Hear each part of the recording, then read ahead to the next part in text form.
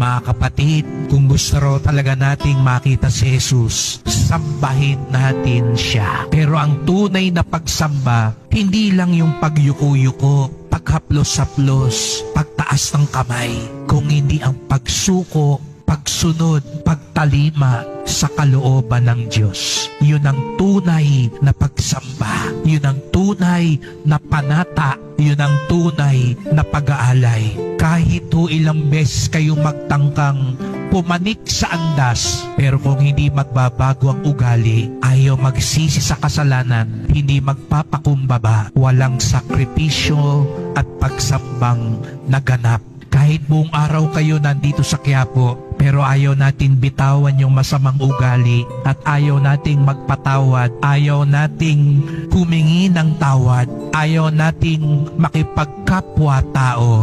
Baliwala po kahit buong araw kayo dito sa loob ng simbahan.